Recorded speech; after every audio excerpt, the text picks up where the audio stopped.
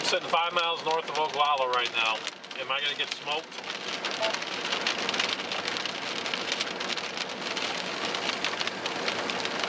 Gonna get some heavy rain and wind through there. Right now the core is still tracking like right through the city of Oglala there. It's still southwest of it.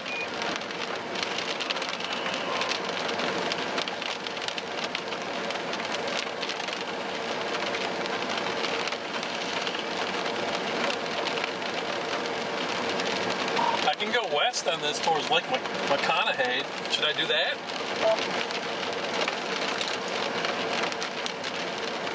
I'm sorry, east towards Lake McConaughey.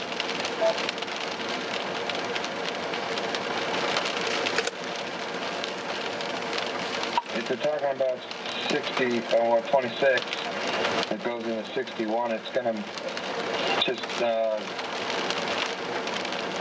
go east a little bit, then dart back north. Yeah, because it curves around the lake. If this is the right road into Oglala, like I remember. Well, there's a lot of cars pulled over here, which leads me to believe they're expected to get ripped here. That doesn't even look like the core. The core looks way over there. Yeah, I mean, everybody and their mom's in that city around that area, Nathan. And there's still a little 62.5 DBZ. It's going to be ripping through, right through 80 and that road you're on south of you, right through the city there. Oh, my. We're going to enjoy every minute of it. We got perfect coverage. Oh, man. Look at the CGs on my stream, guys. Oh my heavens, this is incredible CG action going.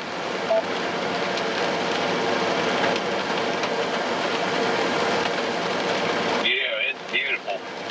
The way this thing's tracking northeast, it's going across We're gonna get some. to the west side of Paxton, going across I-80 if it keeps the same storm track.